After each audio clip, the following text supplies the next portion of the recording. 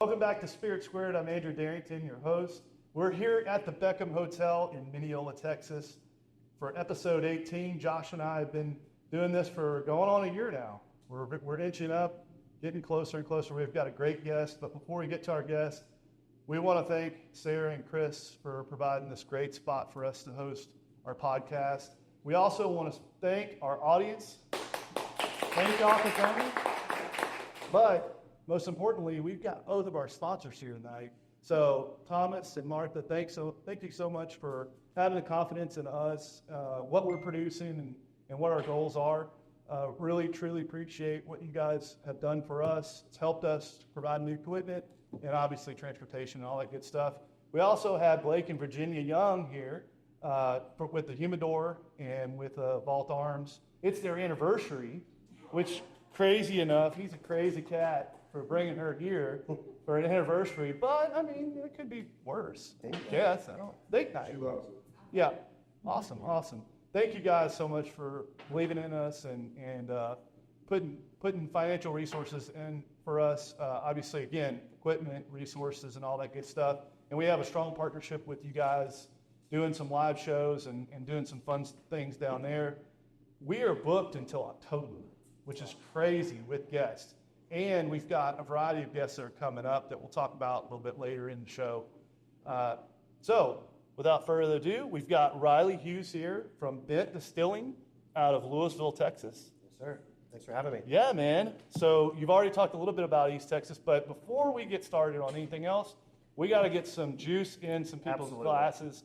This is Bendt number 5, right? Yes, sir. It's a blend of 5 whiskeys. Yeah, so a blend of bourbon, rye, wheat, malt, and light whiskey. So 5 completely separate whiskeys that we distill on site, all grain to glass. Highlighting local grain too. That's our big grain. We get all of our grain from anywhere between 10 to 25 miles from the distillery. So it really truly is about as locally crafted as we can get. For those of you that don't know where Lewisville, Texas is, it's basically halfway between Dallas and Fort Worth, about 20 minutes north of DFW Airport. So pretty centrally located to all the buzz happening in North Texas right now. So just hour and 45 minutes from here. We're going to play a little music while we do this sampling. I told you this would be... Oh!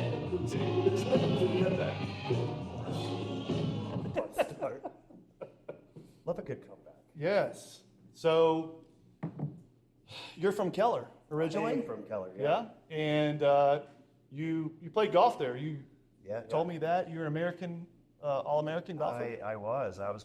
In my previous life, I was a fairly decent golfer. And Mine too. yeah, I grew up playing in Keller and graduated Keller High School, went to school up in Kansas, and was an All-American my senior year, which was one of my big goals, major goals, is to be an All-American. And from there, went to grad school, and then did a little bit of traveling, which professional golf life is not as glamorous. It looks on television. Those guys are the 1% of the 1% of golfers. Right. We travel out of suitcases, and if you miss the cut, you don't get any money, first off, and you basically just drive to the next spot. Mm-hmm. So it's not glamorous by any means. So I did that for a couple of years. Decided to get a real job. Yeah. Selling wine. So that's kind of just progressed to here, and now we're up to whiskey. Gotcha. So talk to us a little bit about the start of the distillery. Yeah. Early days, kind of how it got formed, and some of the principles or thoughts about launching something in North Texas. Yeah, so the original idea, so Ryan and Natasha DeHart are our current owners, original founders, with a guy named Quentin Witherspoon. Ryan and Quentin were Marines, and they were Marine buddies. And funny enough, after Ryan left the Marines, he was in Germany. They all lived in Germany, and they fell in love with craft beer. So back in the early 2000s, before the craft beer boom here hit, we couldn't get anything craft beers. Bud Light, Coors Light, Miller Light, all that. So they were home brewing.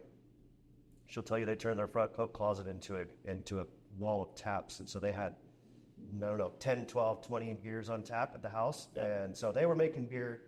Quentin was making rum in his garage, which is not suggested. That is illegal.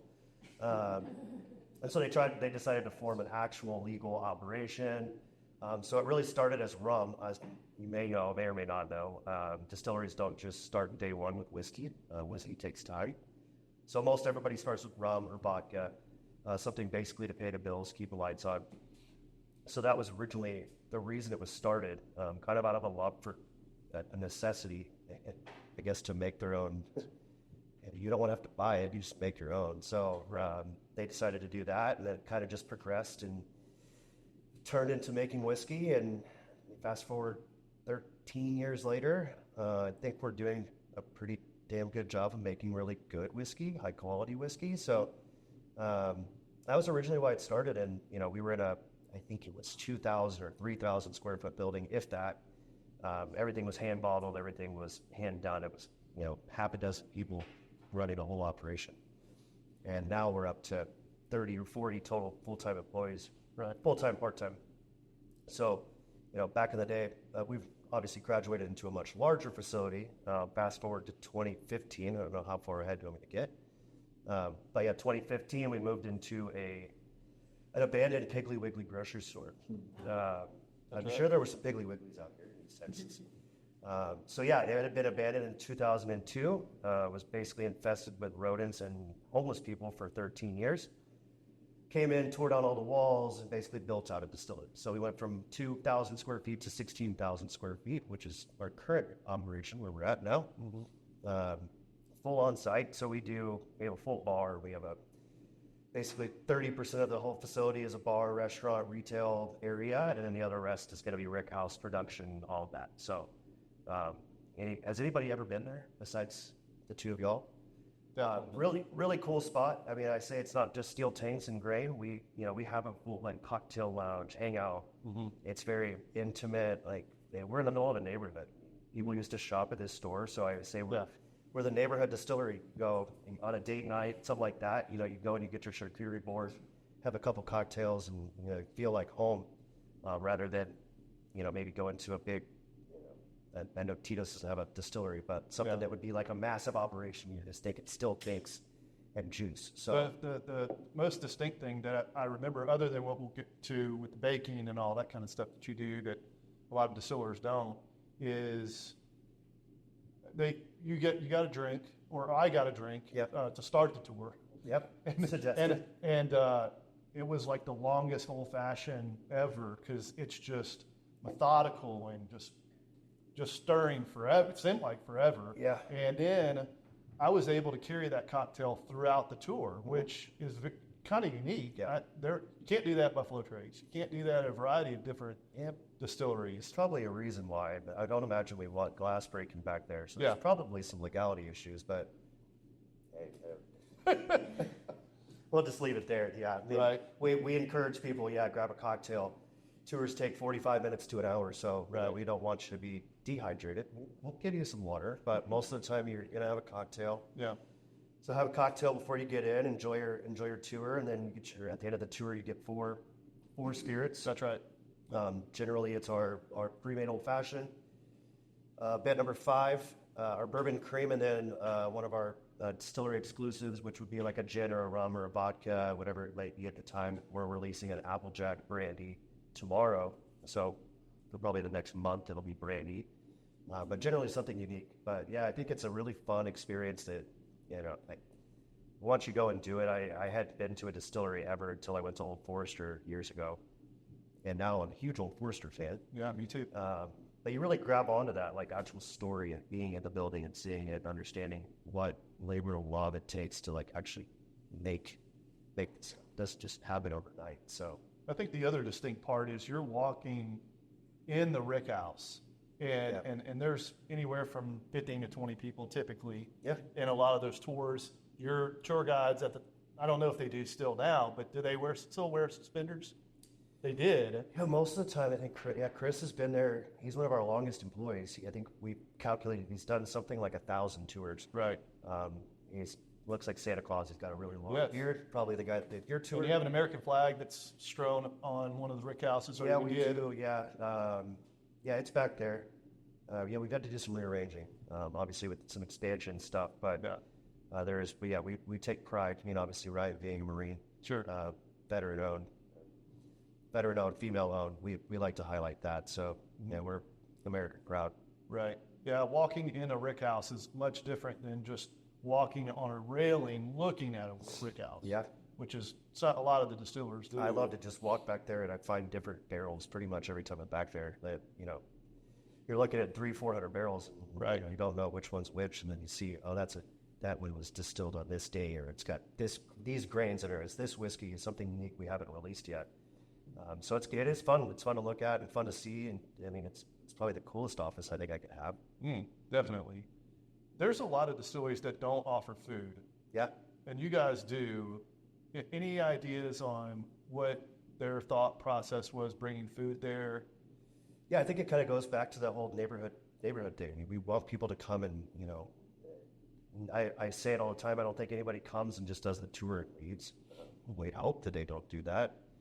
I think if anybody's watched Bar Rescue here or whatever, John Taffer always says that if you serve food, people will stay for 50 minutes or an hour extra. So we want you to be able to come and enjoy, and have a bite. And, you're not going and getting, chicken fried steak or ribeye or whatever. You're just basically having bites and stuff. But Sure. I think it just being able to kind of share, and we have obviously the whiskey cake, which everybody will get to enjoy here in a little bit. But that kind of evolved into our baker making focaccia bread and chocolate chip cookies and doing beef jerkies and bacon and all kinds of stuff. So, I mean, we pretty much anything you can infuse with whiskey, we try to do it.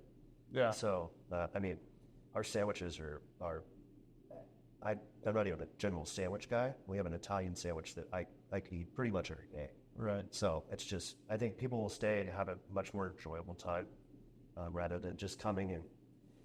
I think a lot of people, when you think you're going to a distillery, you're going to walk up, you're going to go to the retail spot, you're going to have your 2 or 3 samples, maybe a cocktail, then you're going to leave. And for us, you probably haven't seen it since we put in the new layout, but chairs. We used to have couches, so it was very homey environment. Just come in and relax, and we say it all the time. It's family friendly. We had an 8-year-old's birthday party, and wow, we'll let anybody come in, and they can't go in the back of the distillery. But, kids are allowed in there, and we have families and all the time. Right. So, stepping back into the history, and I was just reviewing your website, Yeah. kind of digging into it a little bit. It said cross timbers was one of those revolutionary things that you guys came across that kind of got them into malt. Oh, yeah. Malt whiskeys. Can you talk to us a little bit about that and kind of how it's led us to this? Yeah, I mean, we use malt in everything. I mean, malt has, for most people, the enzymes and the sugars of malt is what really kind of ignites whiskey when you're fermenting. So malt's not a huge category. I mean, it is in Scotland. Malt is massive, but, single malts and American single malts specifically are not huge. And I think that was something that it kind of leans towards Bendt number 5, something that's enjoyable, easy to drink. Everybody, Scotch is the most drank spirit, I think, in the world. So, it's something that's really enjoyable to the masses. I think that's probably where they found it to be something that they could, really people can grab onto. And malt was pretty readily available. We've had some issues in the past getting good Texas grain. We don't anymore. We have really good grain partners. But malt's really readily available from Tex Malt forward. Yeah. That's where pretty much everybody gets their stuff. So I think that was another just probably easy thing for us to get out for the most part. And then that kind of leads into everything. So I think that was kind of the segue from rum to malt and now to a whole mess of whiskeys. A little bit of everything, I'd say. Mm-hmm. Yeah, we have something for everybody for the most part. We like to think so. In 2017, you guys start bottling pre-made beverages and things like that. Yeah. I think that your distillery goes unnoticed. It goes under the radar for some of these pre-made stuff. Yeah. When I go into the store, I'm not gravitated towards pre-made beverages, but I've had a number of yours, and they're out of bounds good. Yeah. Talk to us a little bit about that. Yeah, and funny enough, we talk about. We kind of touched on it, but yeah, I mean, we even this morning we were tasting a new. I hate to call it RTD at this point because RTDs, anybody knows, ready to drinks. Someone was drinking a high noon over here. I don't know where.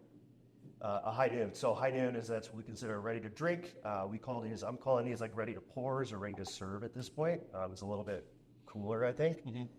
But I mean, the old fashioned that we do, I mean, it is made basically just to be a home bartender. I mean, we were tasting some this morning it will be our next iteration of that line.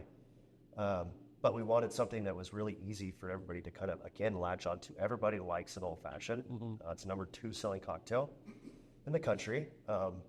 And I always say an old fashioned is probably the easiest cocktail that nobody knows how to make, and nobody knows how to make a good one. Right. So you always feel like you have to go to a restaurant or a bar to get a good old fashioned. Or get a million ingredients. Yeah. And you don't need, if you're going to buy an old fashioned, you got to buy peeler, you got to get your oranges, you got to get your bitters, you got to get sugar or simple. Pretty soon you're 6 ingredients or 6 steps into this thing, and we're like, what's the best way to navigate doing something? Let's just put it in a bottle for you. I think if you're talking to a hip artist, you can pretty much drink in a setting. Oh yeah, a single setting if you try. I mean, I think I've probably gotten pretty close, but it's just really, it's easy to drink, and I think home bartending is a thing that came from COVID, but I think it's just another easy thing that people can latch onto and gravitate towards, and really enjoy. I say, if I have 10 friends over and they ask me to make them old fashions, I'm not whipping up 10 old fashions for my friends. That's going to take me 45 minutes. You're going to pour it over ice. Yeah, I'm just going to, hey, here, cool, I have my own bottle. I'm just going to give me 10 ice cubes and 10 glasses, and here we go. So I think that's it's a completely different category that obviously exploded during COVID. But we just kind of took advantage of it because we were kind of ahead of the curve. With the Witherspoon Old Fashioned, and it's doing really well. I mean, I don't foresee it slowing down. I think the Old Fashioned is always it's a timeless cocktail. Sure. I don't think it's going to go anywhere. So, what about the bitters? I mean, still producing the bitters? Yeah. No, we try to make everything. I mean, we make all of our syrups, all of our bitters. I mean, we were making. What meaning I can buy it? I can buy your bitters? No, it's one thing that I've had the question asked. I mean, I think we likely will. Maybe like a gift shop type thing. But I think I would like to do it as a something, peach bitters, whatever. Do something cool. Natasha. I mean, our owner, she makes all that stuff. Everything is her recipe. So I mean, she's even got like an Admiral type, Campari type recipe that we haven't taken to market yet. But she likes to have her hand on everything, which is cool. Yeah, awesome. Want to pour more? Sure. You guys ready? Why not? For another pour? All right.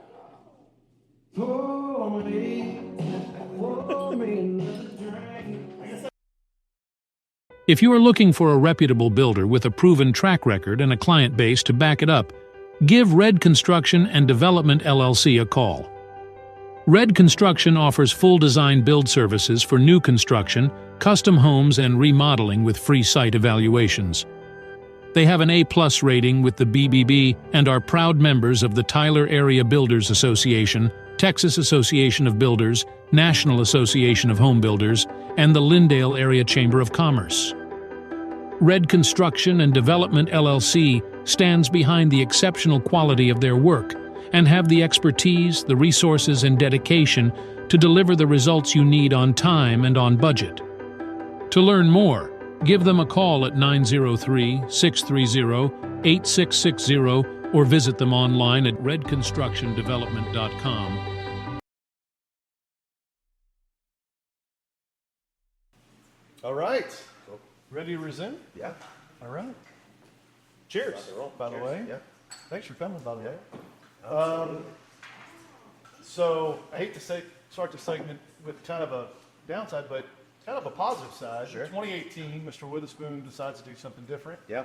So that's a big transformation. That's a big piece of the pie. Yep. It was at the time. And now, obviously, regroup happens, and a new kind of beacon is set. Yep. Yeah. And you guys order a weird piece of equipment that not many distilleries have. No. Yeah. So Quentin Witherspoon, who was one of the 3 original owners, founders, we say he got a real job. He gets a paycheck, as most of you guys may or may not know. They say distilleries likely don't make money for the first 10 years. That's a lot of upfront capital, putting a lot of money into grain, a lot of money into barrels, and then just basically sitting on those for 2 to 5, 6, 7 years. In Kentucky, you're talking 15, 20, 25 years. But they've been doing it hundreds of years, not 15 years like us. By the way, can I stop you real? Yeah? We're having the straight malt whiskey. Yeah. So this is the unbent, which we didn't really bring that up. Yeah. We can. What unbent means, we can talk a little bit about that. Yeah. But we're having the unbent malt whiskey. Yeah, this is one of my favorite whiskeys. It is my favorite whiskey we make. I preach about this all the time. American single malts, which we just kind of talked about, are starting to become much more of a thing. This is not a true American single malt. That would be 100% malted barley. This is going to be 60% malted barley, 40% red winter wheat. So for any of y'all like Mr. Maker's Mark, that's the exact same grain that goes to Maker's Mark. So I really like, I like this joke. Someone told it to me when I was doing a tasting. They said this whiskey is light and rich at the same time.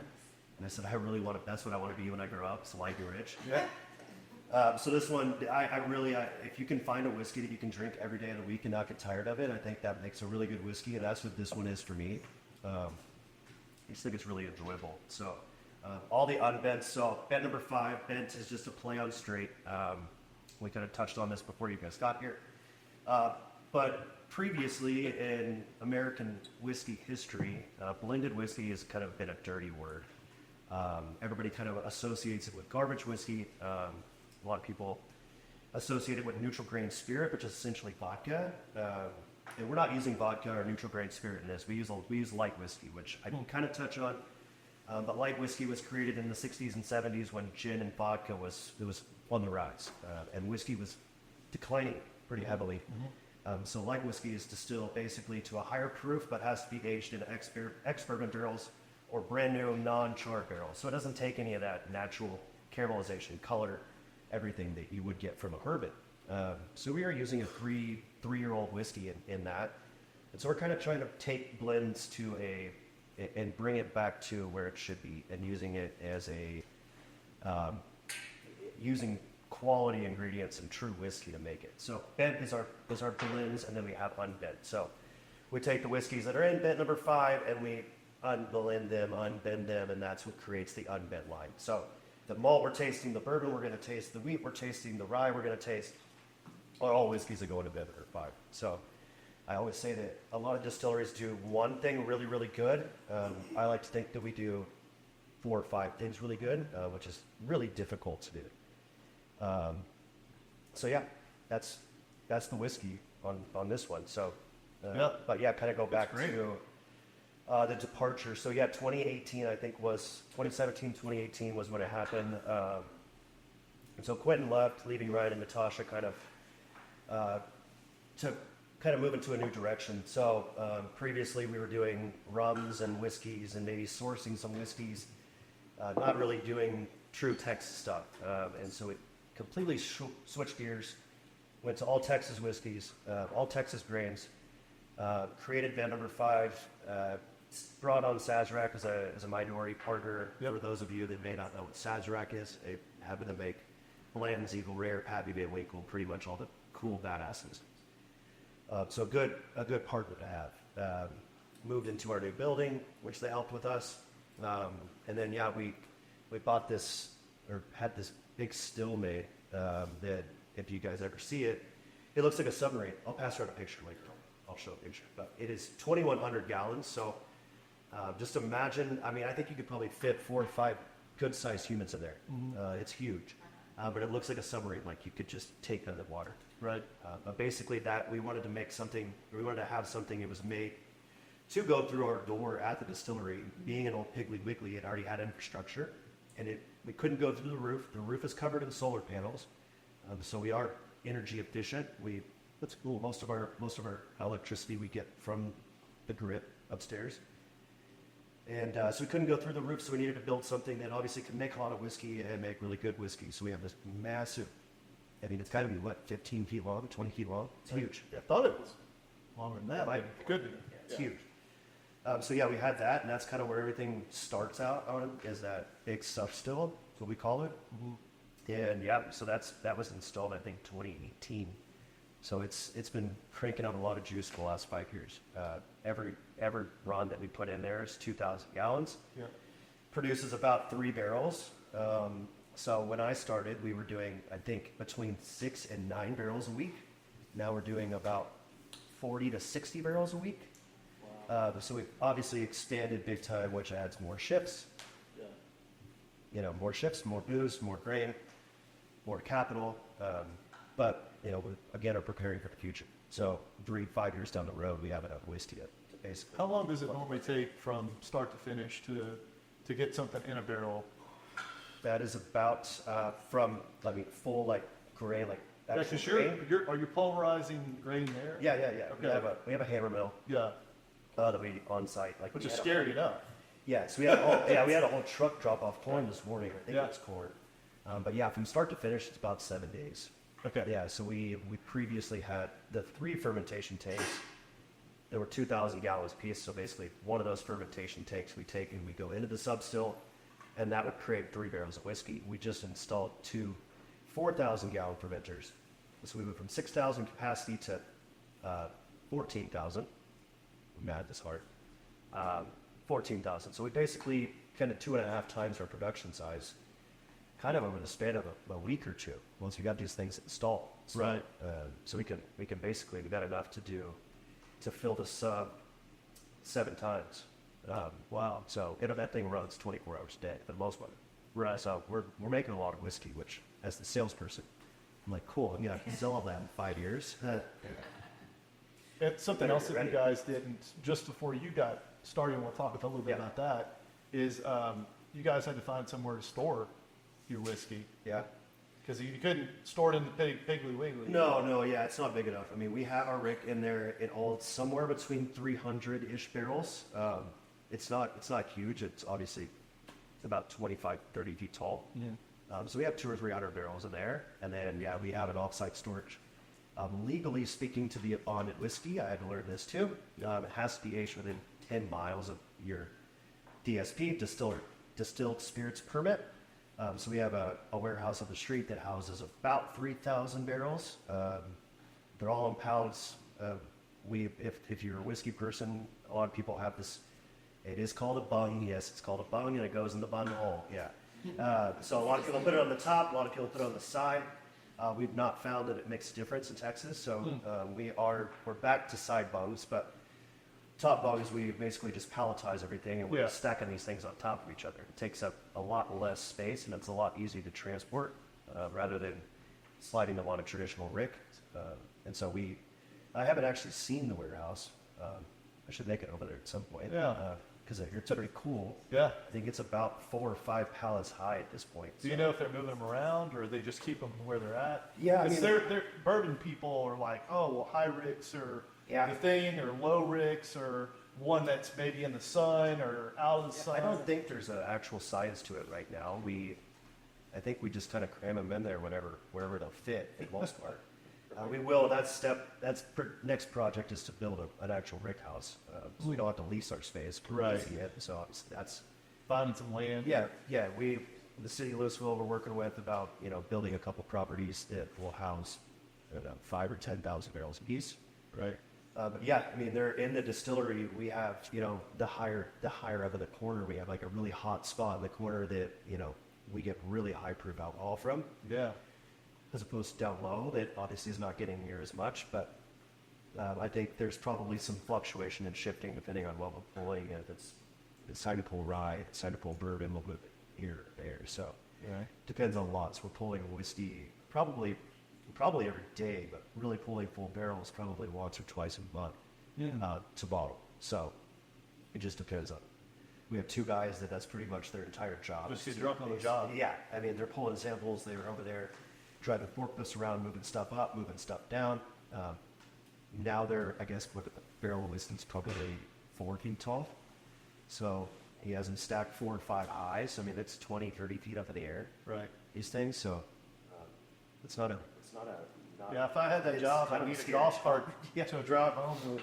Yeah, I've suggested just sampling all day long, which is an awesome thing to do. Well, up there, right on Natasha live about 3 blocks from the distillery. So if they need to, they will walk home. Yeah, they generally do, actually. They'll walk back to the distillery on the weekends. So it just depends, but it's nice to be close. Yeah. All right. So you start in 2020. Yeah. Which is like right as COVID starts.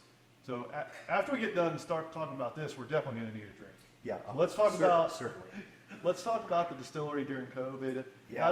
How did it meet those challenges, and what were some of the things that they did, kind of maneuver things around? Because from what I read, I mean, it was like many distilleries, other businesses, it was just very close to ending it.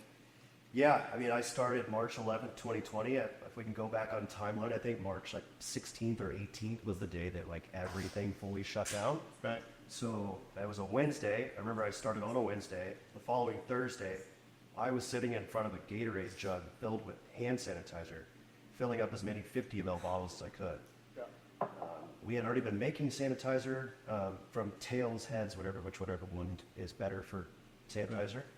So we were already making it, which was good because we were using it to clean the floors. Yeah. And so we just took that production out to a much larger scale. Right. So we really, we were one of the first people that there wasn't really any guidelines from the FDA at that point. We were just kind of doing it just to keep people safe. Had to be, I think it was 85% alcohol or 80% alcohol or above to be considered would kill any germs. Right. So yeah, we were cranking them out. Sazerac was sending us bottles. Western Sons was sending us bottles. I mean, everywhere we could get bottles. I think we donated something like 100,000 50 ml bottles of sanitizer. We were, at one point, I like to tell this story because it's really funny. And Natasha calls me and says, hey, I just bought a tanker full of neutral grain spirit we were going to use to make sanitizer. It was 6 figures. It was a sizable investment for just to give away, essentially. She said, I need you to figure out how to get in touch with Mark Cuban today. We need some money. Okay, cool. Let's do that. So I went on Reddit, and I found all 3 of Mark Cuban's email addresses, and I fired off this email, and about 6 hours later, I got an email back from Mr. Cuban. It's like mcuban@gmail.com. It's a very generic email. He emailed me back, asked me a couple questions, and I brought Natasha in. He wired us $50,000 and said, well, thank you for what you guys are doing. And so Clay Jenkins, our Dallas judge, got involved, and so we got a lot of philanthropic. Natasha was in Forbes, and she was in and Martha Stewart had to decline a Martha Stewart interview because she was so busy. Martha Stewart still put her on the cover of the article for doing sanitizer. So yeah, we did all that, but obviously we were still making whiskey, we were still trying to sell it. But the challenge was, like I mentioned earlier, is that everybody was shopping online. I remember going into a Total Wine during COVID, and they had transformed their back room into a staging area for all of its goers. Because people were just picking them up, coming up to the front, picking them up. Right.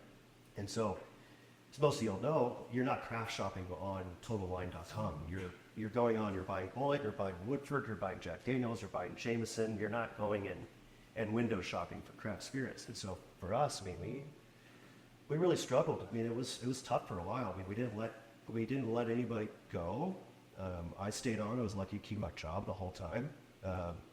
But yeah, I mean, we basically shuttered the doors for, I think, 18 full months at the bar. I mean, we didn't have any booze flowing at bar at all. So it was tough, but yeah, I mean, I say we can look back on that now, and we don't hopefully ever have to worry about that again. But yeah, I mean, I think it's one of those that it was unfortunate. This bourbon cream was one of the things that came out of it. They took a lot of time to kind of figure out the direction we wanted to go with all these. There's probably a lot of design work happening, and I pretty much just clawed my way into all the stores possible, trying to get as much face time as I could. So now that we're on the right side of daisies and can don't have to worry about it anymore. I mean, I think we're obviously stronger from it, and a lot of people found us because we're the sanitizer people, which everybody did it after that. And then the government decided to chime in and tell us we couldn't sell it or couldn't even give it away. So I think we have 10,000 gallons of sanitizer if anybody needs it. Yeah. I still have some in my bar that we got from different distilleries. I have batch 1 through 12. I had to collect sanitizer from our distillery. So I have a whole sanitizer collection because they're all in different bottles. We just got whatever we could get. I mean, at one point, it looked like paint bottles. Right. These little like squirt bottles that have a little needle that was on them. Yes. So there was at least 8 or 10 different types of bottles, and I still see them all over the place. Yeah. I was a sanitizer delivery guy. My trunk was just filled with boxes and boxes of sanitizer. Yeah. So there was a lot of good that came from it. I got bored. I lived in downtown Dallas at the time, which was a ghost town, and I would just throw 50 bottles of sanitizer in my backpack, a couple bottles of whiskey, and just walk around town, any bar that was open. Right. And try to sell them, give them hand sanitizer and sell them booze at the same time. So it's kind of fun, but looking back, I mean, I definitely wouldn't want to live that again. Oh no, 100%. Yeah, I mean, it was terrible. Yeah, I mean, I knew plenty of people that got affected and that struggled, you know. So it wasn't like it wasn't real. It was real. Oh yeah. But I think a lot of distilleries stepped up. Yeah. And where that was one segment, other than first responders. Obviously, first responders stepped up big time. But man, distillers really stepped up with hand sanitizer. Looking back, that was one thing that really stuck out in my mind was going to liquor stores and they were open because they were essential. Essential business. They were, and My wine collection was gone. yeah, and buying hand sanitizer and or grain alcohol I'll say that that you can make really your good, own yeah. hand sanitizer. Yeah. Well, all you had to do is find some lotion, suntan lotion, and you could make it. And I was making it, Yeah. for my team because we couldn't order it. Yeah. It was all out. I mean, at one point, Clay Jenkins had basically said, we need whatever you can give us. Yeah. And they would send a truck every week, and we would just put it out in the back on the pallet, whatever we had, and that was for the first responders in Dallas County. That was pretty much where everything was going, for a layer of a pallet, or if it's a whole pallet full. Yeah. We were hand bottling all that stuff too. That's the other thing. We don't have a machine that's doing this. Right. Where my dad came in, my dad was helping us one day. That's awesome. And we're just all sitting on this line, just as doing as much as we can, and we're staying 6 feet apart or whatever. And so, but yeah, I'm glad I hope to not ever have to be referred to as the sanitizer company ever again. Yeah. And more about whiskey and sanitizer. I need a drink. Yeah. It was a rough couple years. The Humidor is your online cigar retailing headquarters. Our experienced staff has spent years finding some of the best cigars from around the world to sell to our customers. If you're looking for an online cigar store that can help you find your next favorite smoke, welcome to the Humidor. We began the Humidor because of our deep appreciation of the finer things in life, a good conversation with friends, an aged whiskey, and, of course, a fine smoke. That's why, in addition to selling premium cigars online, we also operate a brick-and-mortar cigar lounge in Tyler, Texas. Our lounge is crafted to provide a classic ambience with modern sensibilities, and we've spent time ensuring that smokers and non-smokers have an enjoyable experience, whether they're there for a drink with friends or to enjoy the game. Right, yes. Kudos to you guys, especially the anniversary. All right, so we are sampling the unbent, weeded. This is pretty good, in my opinion. It's also 100. I taste a little honey at the end of it. It could be after the malt, maybe tasting some of the softer grains. But I'm enjoying that piece. But in essence, I mean, this is your most decorated bottle, correct? Yeah, that one, I call it the Golden Child. It was also the first release of the unbent line. Okay. So we released that one right at 2 years ago. I think it was March of 2022. Yeah, I'm trying to think of what year it is now. We just talked about 2020. 2022. So yeah, this one I picked last year at the Ultimate Spirits Challenge, which is a well-recognized national competition. This was not only top 100 whiskeys, it was top 100 spirits in the world. A little brand called Blanton's was like 43, and we were like 34. So I say we beat Blanton's at some point on something. It's won double golds, and I think it won a double gold in New York. It won a gold medal and a double gold in San Francisco at those two competitions. So, say from coast to coast, it's got some fans. And yeah, it's just a really flavorful whiskey. And when I talk about this one, another story that I like to talk about is that my grandmother makes monkey bread or plucking cake for Christmas every year. And so this whiskey like immediately takes me back there. That's all she still makes it. She's still with us, but yeah, it just takes me back to like Christmas. It has that like allspice baking, Sugars. shit. It's monkey bread in a glass. So there's days I really enjoy this whiskey, and there's days that I know that it's not going to be my cup of tea because it's a very direct flavor. It's weirder, yeah. So 60% wheat, 30% corn, and 10% malt struggling. Yeah, and it's got what I would say the most powerful nose. And trying all these whiskeys is really fun too, not just because they all come from the same distillery, but they're all so unique and so different. And I think they all kind of taste around 100 proof, but they don't all have that like 100 proof on the dot. So this one tastes, some people, really funny to taste all these side by side and hearing what people say.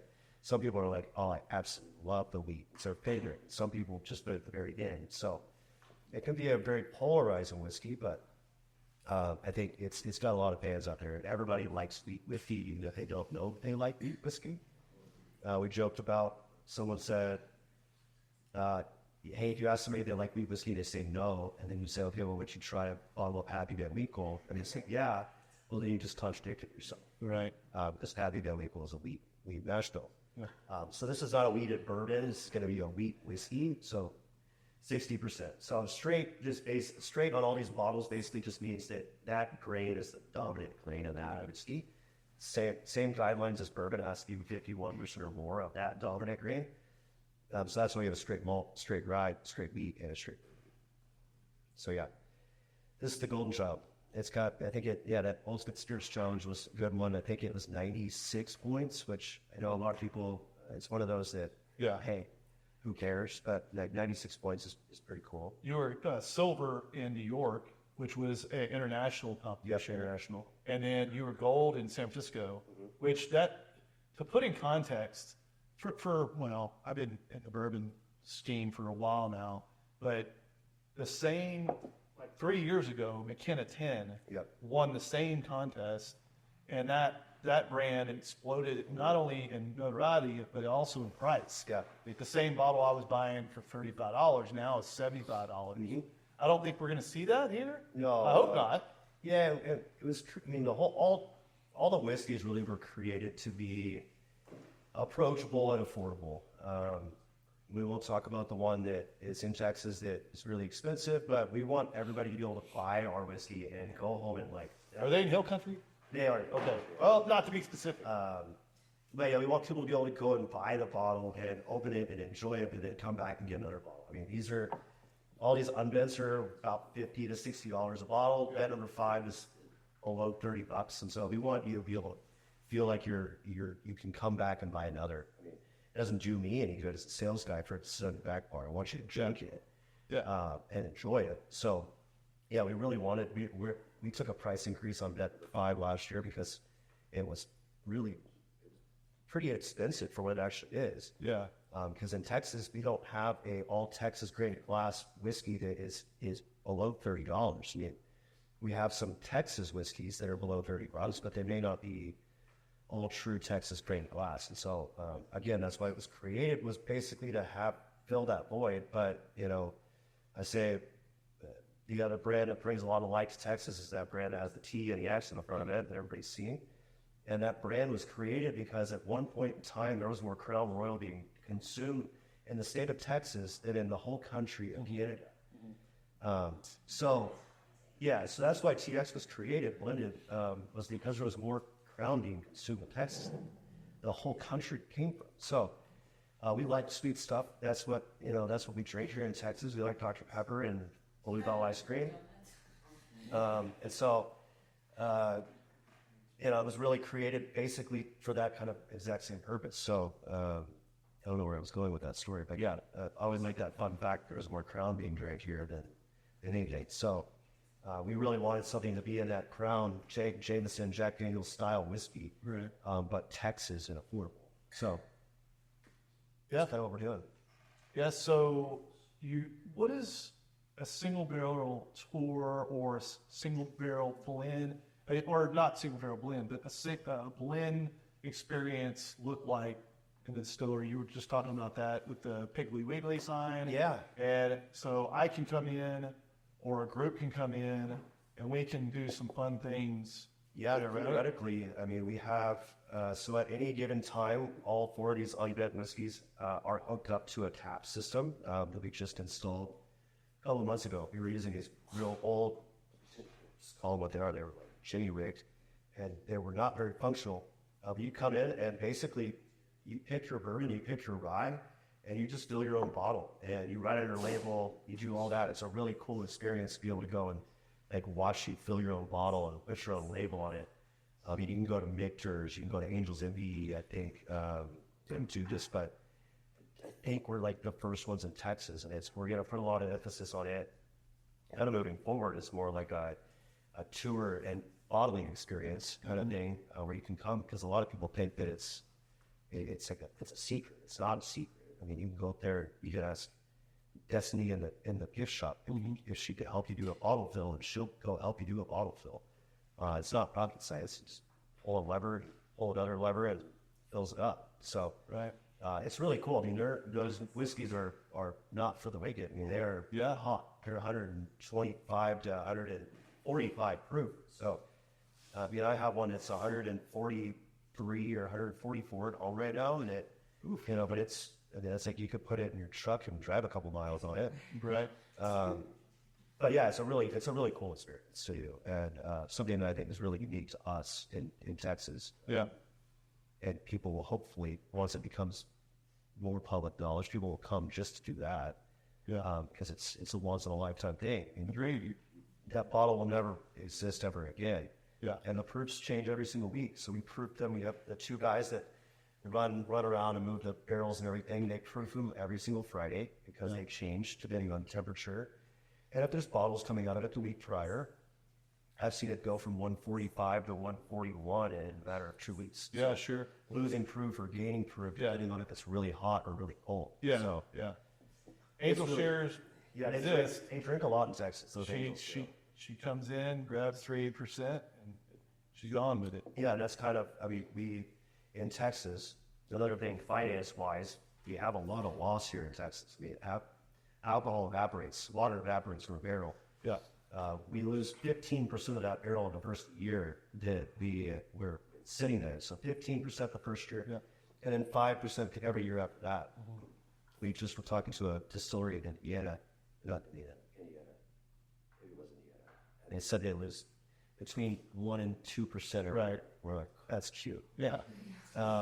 Yeah, so we basically, once we fill that 53-gallon barrel, we fill it all the way to the brim, because we might as well. Yeah. Once we dug it 4 years later, I'd only have 25 gallons. It's half in. So the Angels in Texas drink a lot. Yeah. Called Angel shit. So Yeah, the timetables is quite a bit different because in Texas, we got days where we can be at 30 degrees and up to 80, 85, 90. And so that variation can really play havoc on barrels, but also could be really good for us. yeah, no, I think that's what in Texas, we kind of have to lean into something, and that's what we're choosing to lean in on, is that we can get whiskey aged a lot faster. Because I think someone told me that whiskey moves within the barrel at about 60 degrees, 57 degrees. There's an actual temperature. But when we're talking these 100, it's hot by design. We don't have air conditioning in there. I mean, that's why I don't even go in there in the summer, in the rick house specifically. It's really hot. Yeah. But you're talking these 120-degree days, or 110, 120 inside. And then a few years ago, we had snow again, and it was negative 15, negative 20 degrees. You're talking 140-degree temperature fluctuation.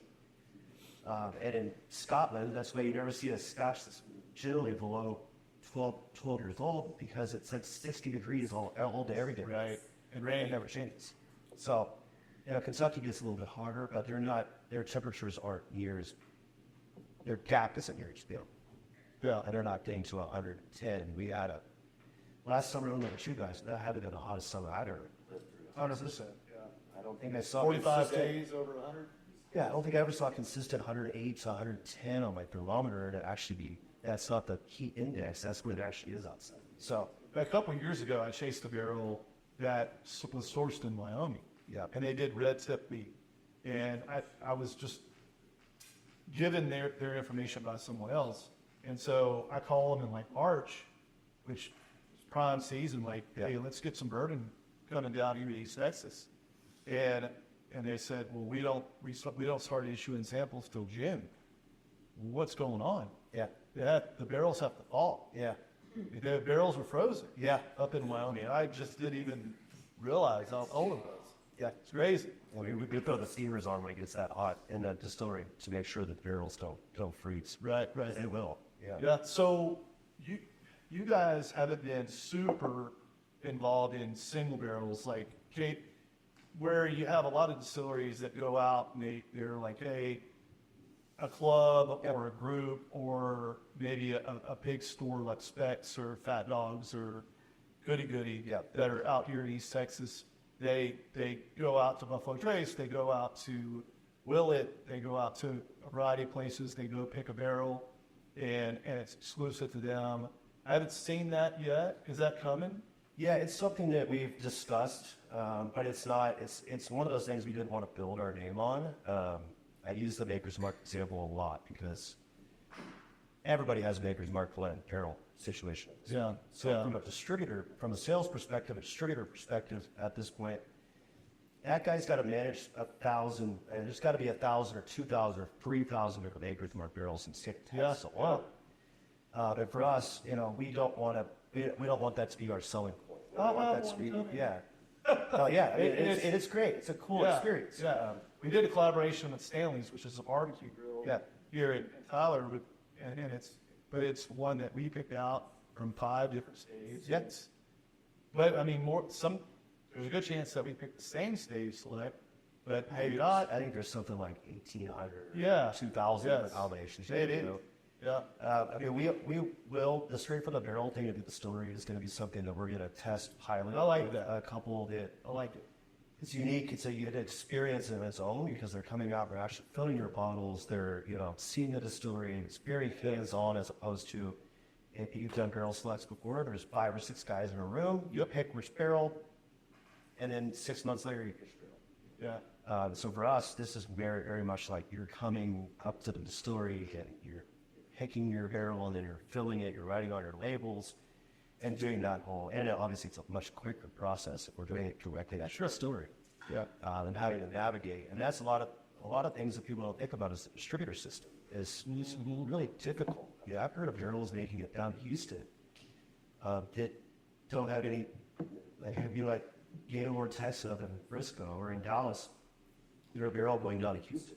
And it's just because there's so many different pallets that are going in and out, so it's really hard logistically to do it too. So it's not something that we're not going to not do, but we're just not in a rush to do it because we don't want it to be I need a full-time person that's going to be a barrel person.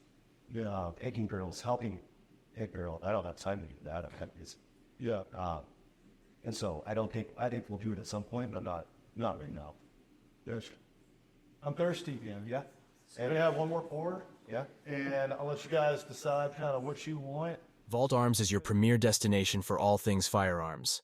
Extensive selection of handguns, rifles, shotguns, and accessories. Knowledgeable staff to assist you in finding the perfect firearm to fit your needs. State-of-the-art gun range equipped with the latest technology for a safe and thrilling shooting experience. Take advantage of our professional shooting instruction and training programs suitable for all skill levels. Host your next group outing, corporate event, or bachelor party at our spacious and secure shooting facility. Committed to promoting responsible gun ownership and firearm safety. Fully licensed and compliant with all state and federal regulations. Good? Yeah. All right, we're back. And we've got a new pour. We had some fun times. Y'all like the music so far? Kind of all over the place a little bit. Yeah. Try to do my best. All right, so everybody's been poured either the unbent straight bourbon whiskey or the new rye, which, how new is it? Well, it was released at the distillery on September 22nd, and I put it out in the market in like November, December, so it's It's just hitting stores. Like we just got specs in total, and that'll hit some independent mom and pops and whatnot here soon. But yeah, it's just now hitting the market. So I mean, it's about as fresh as it could be. Yeah. And I'm not historically a huge rye guy, that's why I poured it for myself, because I'm having to teach myself to like it. This one for me is kind of fun to talk about because we use a grain in here called triticale. Have you ever heard of triticale? No. Triticale, triticale. I haven't figured out what the actual pronunciation is, but it's a wheat rye hybrid grain that is grown here. Yeah. You don't get like a ton of mint on it. Yeah. Like you normally do with rye. Yeah. So I think the wheat rye combo, that's 27% of the mash bill. I think it softens up that typical peppery spiciness that you get from a rye, and I think that's why I like it. And I joke about this all the time, even as a 33-year-old, I have really bad acid reflux. Definitely. I'm right there with you. And so if I have like 3 or 4 glasses of rye, like a strong rye, I'm going to be burping fire for like a couple days, I feel like. So And I mean, I have a number of good friends, Jeremy included, that struggle with rye. Yeah. I mean, and whether it's an allergy or not, it doesn't matter. I mean, there's a body reaction to Yeah. it. And so you're seeing a lot of migration to different type of blends like you've got here. So yeah, and this one is a 4-grain rye, which I think you may know of some, but I haven't seen a ton of 4-grain ryes on the market. I haven't seen 4-grain bourbons, maybe. yeah, 4-grain, obviously. But yeah, we use traditional rye. We use the triticale. We use malted barley, and then we use oats, 3% oats. So you've obviously probably tried some oated bourbon or Sure. Yeah. oated mash bills, which we have some experimental R&D mash bills that I don't know if they'll ever make it to the market, but we have some like 50-50 corn and oat mash bills that could be really interesting to try in a couple years. But yeah, we're playing around with some fun little things, and this is just one that I think is going to be like kind of a standout for us. I think it's unique enough, and it's not near as standard as your regular ryes are going to be, that people can try this, and me being a great example. People that may not historically like rye, they try it and they're like, okay, holy shit, I may like rye after all. So I think it's super unique, and I had someone, and you can give me honest feedback at this point, maybe any of y'all. Yeah. Trying these whiskeys. It's really good. The guy that runs the Texas Whiskey Trail, a guy named Jake Clements, I was talking to him on Saturday, and he's like, all y'all's whiskeys are just like great. They're all really, really good, but you don't have like a clear front runner, which I think is, I don't know if that's a compliment or an insult. I think it's a compliment, but all the whiskeys are really, really good, but we don't have one that stands out from the others. Yeah. For me, I mean, it's the malt, but I think the rye could be one of those that just really kind of shines above everything else. It definitely tastes like a Kentucky rye. Yeah. It'll battle, well, any Texas rye I've ever tasted, Right. for sure. But I think it's up there with some of the Kentucky ryes that I've tasted. Yeah, and we spend 75 for those of y'all that A have. couple of you guys got rye. What do you guys think? I mean, it's sweeter. It's sweeter. Yep. Yeah. I mean, that wheat rye hybrid, I mean, wheat is typically going to be a sweeter grain. Yep. So I think that kind of adds a good element that we'll just lean back into it is the Texans like sweet stuff. I mean, I drink a Dr. Pepper almost every day. But I think that, But it's better than mellow. it goes really good in bourbon cream. Dr. Pepper and bourbon cream. But Right. yeah, I think the rye is going to be one of those. And for bourbon, people that have the bourbon out there, I think we released this one. I released it on Texas Independence Day last year. So March 2nd. So it's been out in the market just about a year. We spend 75% of the time at the distillery making bourbon. Our bourbon match. The light whiskey is going to be the same mash bill as our bourbon. Obviously, one goes into our ex-bourbon barrels, one goes into brand new barrels.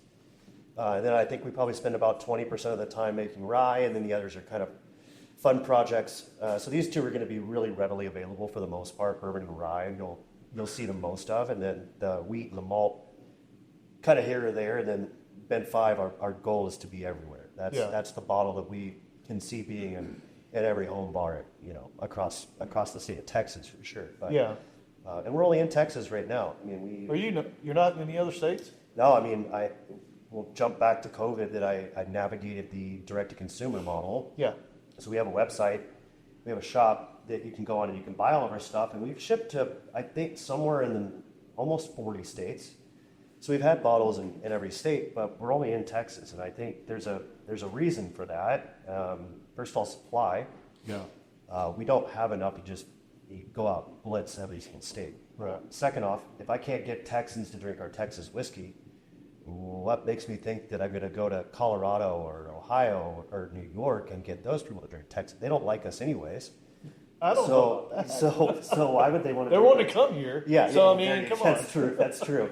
But yeah, we've had this saying that we really want to own our backyard before we try to do anything crazy. I mean, I'm a team of two, sales-wise, and so obviously that coverage-wise, we don't have a ton of people. We don't have 40 salespeople out in the market selling. Right. So if I want to go launch Georgia, I'm going to go launch Georgia, not anybody else. So we really want to stay true and build our foundation here in our backyard before we try to. How do you think your role is going to change in the next 6 months?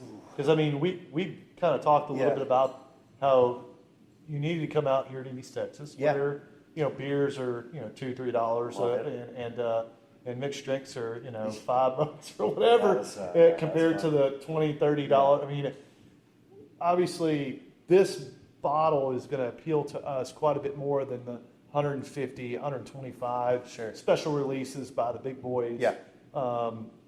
So you're going to get out here quite a bit more. You're going to get out away from DFW quite a bit more, right? Yeah, I mean, I'd like to think so. I mean, right now, I have myself and then one other salesperson, and she covers Fort Worth to Denton, and kind of anything in between those two. It's a pretty good area, but once we have a Dallas person and then another Dallas person, and that gives me more freedom to come out and do things like this more often and come and see these smaller markets that I say every big supplier, every big boy just dominates the major markets, and these are where we can kind of shine and have these really good conversations with people, and they can really attach to a story like ours. So it'll give us some freedom or give me some freedom to actually go and hit Tyler, hit Longview, hit these other markets, and even the other direction, Lubbock, El Paso, Abilene, all markets that are major. They're not as big as DFW or Houston or Austin. Right. But Austin's another market that I think, and the saying is true, Austin is very weird, but by design, they really like weird, funky stuff. Yeah. If you've had Fierce Whiskers. No. Okay, so Fierce Whiskers is a new distillery out of Austin, newish. They have this really funky rye that they released, but Austin's just owning it. I mean, they absolutely love it. Austin's really open to trying different things, being experimental on what they drink, as opposed to Dallas. We'll touch on random we were talking about earlier. Yes. Woodford, the number one market in the country is Dallas. Yeah. So that's what those brands thrive in that market. So brands like us, we may not necessarily thrive. I mean, we're going to do traditional brands are traditional brands are what's going to really dominate the market. Yeah. So being able to go out and preach our story to places like this and really kind of I think it's going to be a lot more fun over the next 18, 24 months that, while I continue to build the sales team, it'll give me the freedom to go and have fun out in these little towns that I can go and have. I can go and have enchiladas and 2 beers for like $18. And the guy in front of me ordered 2 beers and 2 shots for $11.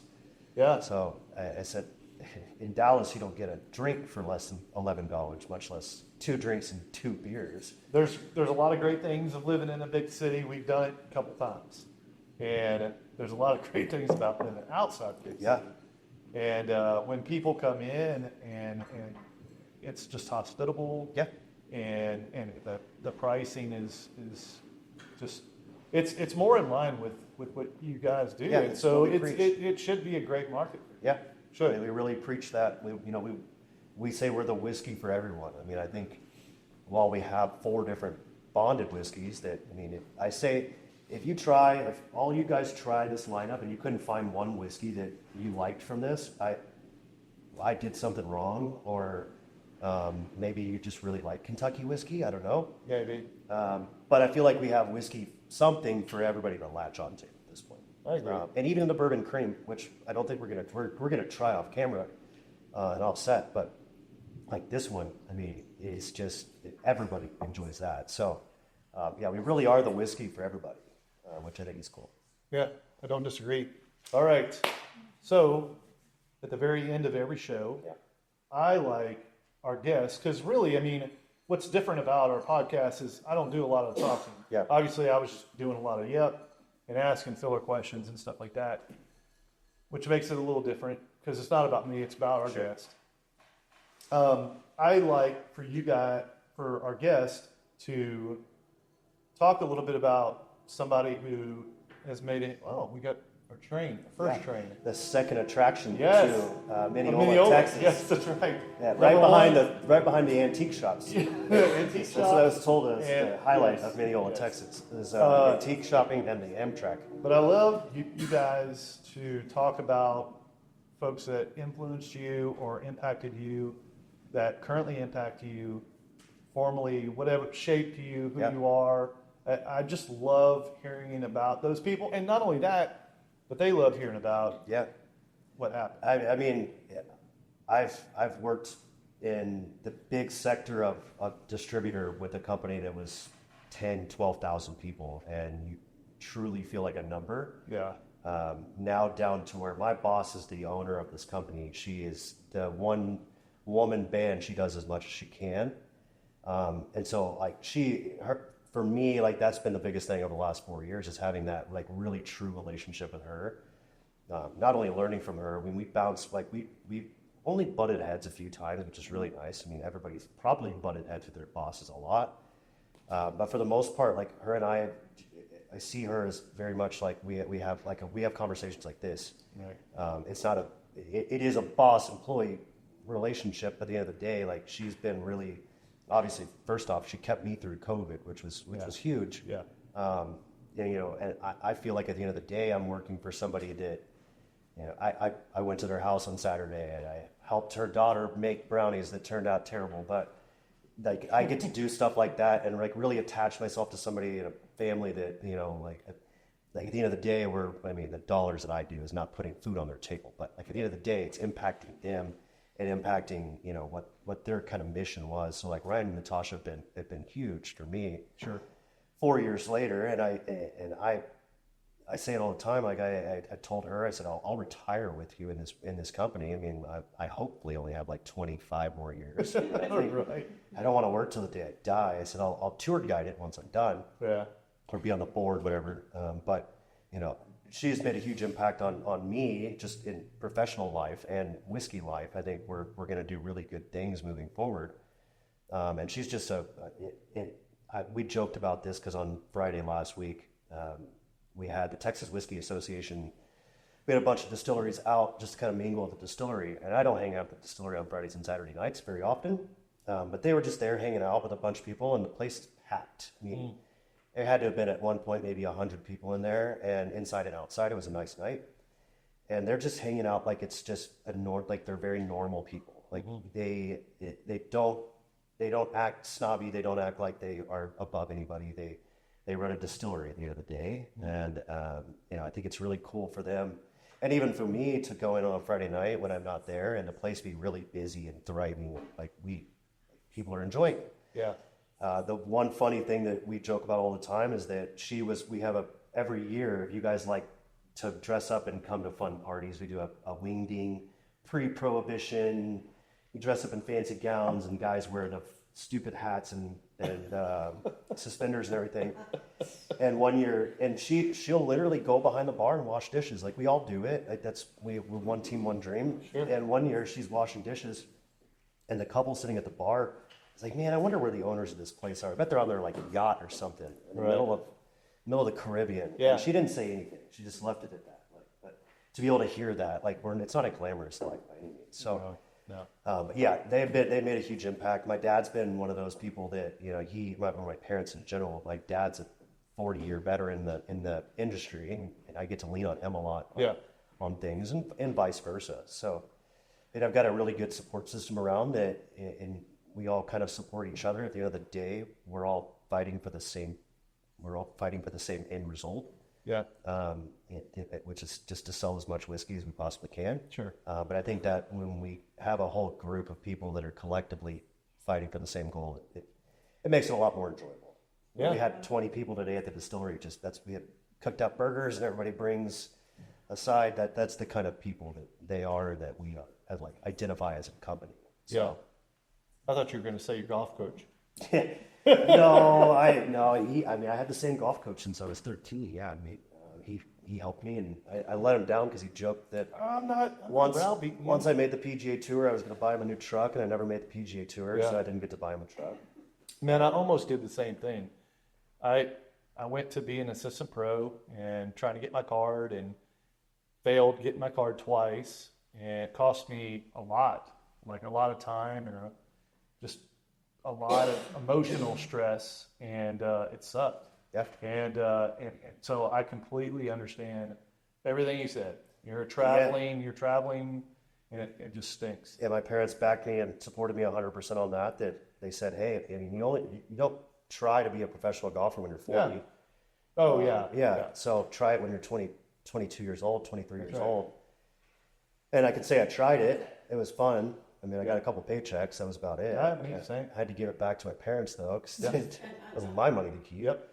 But yeah, I mean, just really good to have a nice support system. The Hooters tour was really good at getting you drunk. Yeah. But not paying you. Hey, I mean, I remember being down in deep South Louisiana, and I was like, yeah, we get crawfish after. We probably played against each other. Houma, Louisiana. I remember that. It was about the size of Mineola, Texas. Oh, yeah. Houma, Louisiana. Yeah. Thank you. I had a hole-in-one there. Wow. Did you win anything? What'd you win? $250. $250. Yeah. That was the skin purse for the day. It was like $500. Some guy holded on number one for an eagle. And so he got a skin on that hole, and I got the skin on the hole. Oh, right. So that was kind of my claim. That's the only reason I'll ever remember Houma, Louisiana. No, it's because I had a hole-in-one there. I couldn't tell you where it is, but it was deep south. Deep south. Deep south Louisiana. Yeah, absolutely. In the bayou. Yes. 100%. In the bayou, yeah. Yeah. A lot of skiers down here. You could put saddles on them and ride them. Right. Well, thank you so much for coming on, man. It's been a blast. Yeah. Talking about Bendt Distilling and in Lewisville, Texas. Yep. Awesome presentation. We're going to get into the bourbon cream after we get finished. These folks are really going to get a treat with the whiskey cake because, like, my parents went through the whole thing. We get done with the sampling, and my mom is a very decisive person, like very, I don't want this, I want that, I want that. And she got to the whiskey cake and the bourbon cream, and it was like, boom. It's a showstopper. And she was like, another. And so, then it turned into 2 cakes. And we just put them on Amazon. You can order these things on Amazon. Oh, don't tell her that. Don't tell her that. Yeah. Raleigh, don't do that. I tell you. She will be ordering it every week. I'll leave it at every year. I carve out 1 full week in December. Yeah. And, while we're a very small company, my tokens of appreciation for my customers is that I load 100 to 200 whiskey cakes in my truck. I come and I pick them up on a daily basis, and I just drive from account to account. Don't let anybody know where you're at, because they will hold you up. Yeah, and now I don't want to be known as the sanitizer guy, but I'm known as the cake guy that shows up in December with whiskey cake. I mean, it's a pretty good plan to come to your customers right before the holidays 100%. With cake to help them, keep front of mind and do some more sales for us. But I say I make a lot of people happy with those things. Oh, 100%. Yeah. Thanks so much for driving out to East Texas. Of course. Yeah. And really enjoyed our conversation. Yeah. And thanks for presenting your complete line here. And we're going to continue to present it after we're done. We've got a stacked couple of weeks here pretty soon on Spirit Squared. Next week, or next episode, we have at Humidor, Blake's place here. We've got Chris and Jenny Rice that are going to be on. They've got a unique experience that they do that we're going to showcase. And then after that, we've got Matt Gaskill with Gaskill Knives that's going to come on and talk to us about the unique way that he makes his knives. And then after that, we have a very interesting guest. He is a retired homicide detective that's going to start a trilogy or maybe even more, hopefully more, of solved murders. That he solved 46 murders throughout his whole career, and he's going to start with the murder that he thinks is most impactful. And I can't wait to do that. It's going to be on my birthday, so that's going to be interesting. But nonetheless, talk about death all day. well, I mean, he sent me some pictures that are pretty graphic, and I'm like, let's not feature those. But it's going to be, everybody appeals to that type of podcast, and I get that. But these are great. I mean, this is in my wheelhouse. Yeah. Thanks so much for coming over. Really appreciate you doing this. And we'll enjoy some bourbon cream here soon. Thanks so much. All right. All right.